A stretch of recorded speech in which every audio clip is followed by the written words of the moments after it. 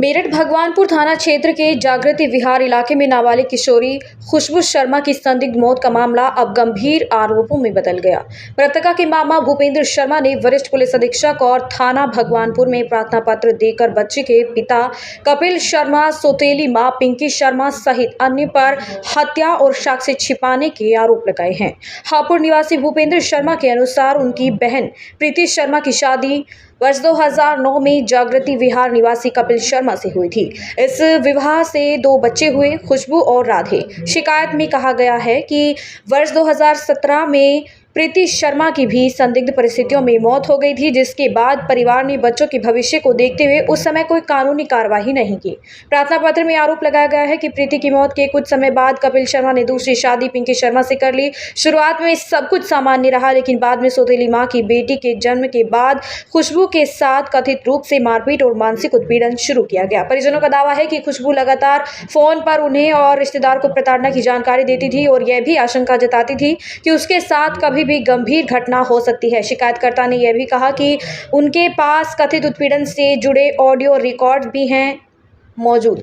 परिजनों के मुताबिक 26 मई 2026 को उन्हें पड़ोस की महिला प्रेमलता से सूचना मिली कि खुशबू की मौत हो गई है और उसका अंतिम संस्कार ब्रिजघाट में किया जा चुका है। जब परिवार मौके पर पहुंचा तो उन्हें बताया गया कि बच्ची की मौत पेट दर्द के कारण हुई है, लेकिन ना तो उसे अस्पताल ले जाया गया और ना ही पुलिस को सूचना दी गई। शिकायत में आरोप लगाया गया है कि पूरे मामले को दबाने के लिए बिना पुलिस को सूचना दिए अंतिम संस्कार कर दिया गया, जिससे साक्ष्य मिटाने की आशंका और मजबूत हो गई है। भूपेंद्र शर्मा ने कपिल शर्मा, सौतेली मां पिंकी शर्मा, अमित और जगमोहन समेत अन्य पर हत्या और सबूत नष्ट करने का आरोप लगाते हुए निष्पक्ष जांच और सख्त कार्रवाई की मांग की है। मामले में पुलिस ने जांच शुरू कर दी है और सभी पहलुओं की पड़ताल की जा रही है। घटना के बाद इलाके में तनाव और आक्रोश का माहौल है। वहीं लोग निष्पक्ष जांच और दोषियों पर सख्त कार्रवाई की मांग कर रहे हैं। ये क्या नाम है आपका? भूपेंद्र शर्मा नाम।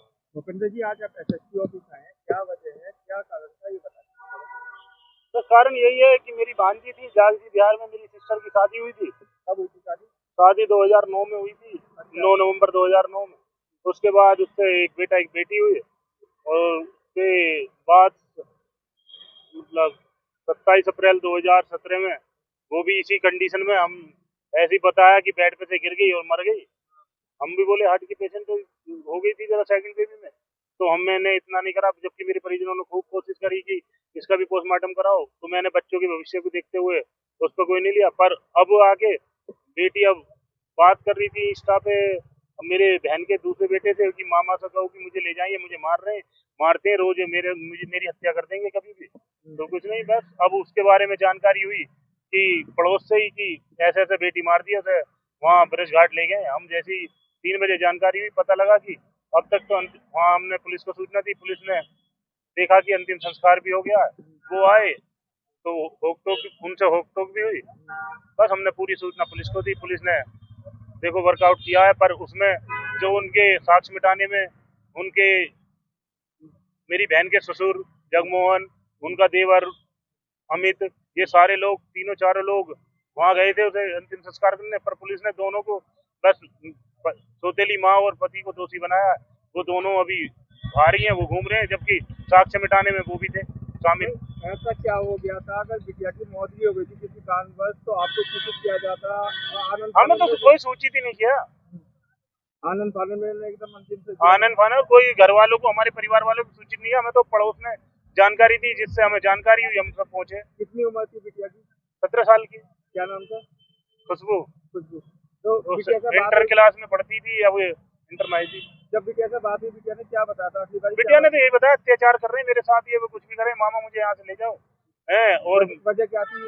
अत्याचार सौतेली माँ थी, बस वो अपने वो हमारे बहनों जो बाहर नौकरी करते थे वो उसे उल्टा सीधा दूध प्लांट में किसी में है। दूध प्लांट में।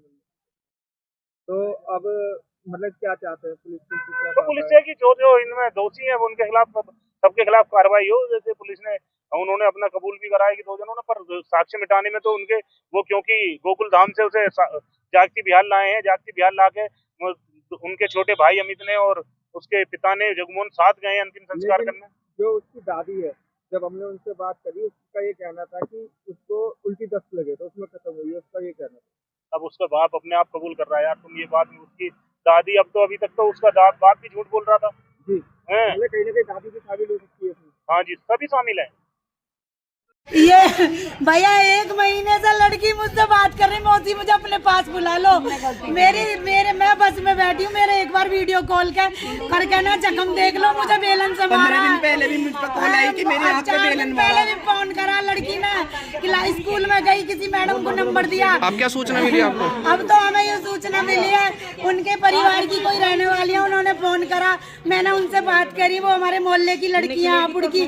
मैंने कहा आप एक बार मेरी बहन की लड़की का पता निकालो कैसी रह रही है, कि उन्होंने सुबह फोन करके पता निकाला कि उधर मार दी, गंगा जी में मार दी, यूँ पता निकाला मेरी बच्ची मार दी।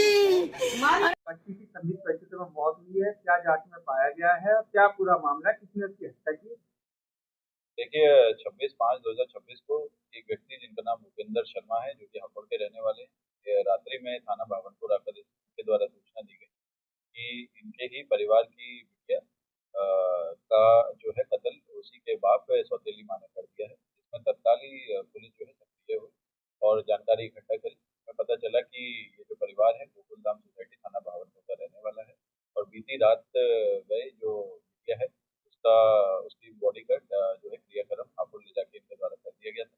जब संदेह के तौर पर लोगों को पूछताछ हेतु थाने पर बुलाया गया और सख्ताई से इनसे पूछताछ की गई, तब इन्होंने अपना जुर्म कबूल किया है और कुछ भूपेंद्र जी द्वारा कुछ ऐसे ऑडियो रिकॉर्डिंग्स भी पुलिस से साझा की गई, जिसमें ऐसी बात हो रही है। इसमें तत्काल ही थाना भावनपुर पर सुसंगत धाराओं में मुकदमा पंजीकृत किया गया है। वह दोनों अभियुक्तों को हिरासत में लेकर अग्रिम कार्रवाई की जा रही है। परिवार ने जो इनके मामा ने बताया है और जो हमारा अभियुक्त है उन्होंने बताया है कि बाप है कपिल, इनके द्वारा जो है बिटिया पर कई तरह के आरोप लगाए जाते थे बातचीत करने के लिए और घर से कहीं जाने को लेकर इसमें किया जाता है, इसी बात पे कलेश होता था इनके बीच में। उसी के दौरान ये घटना है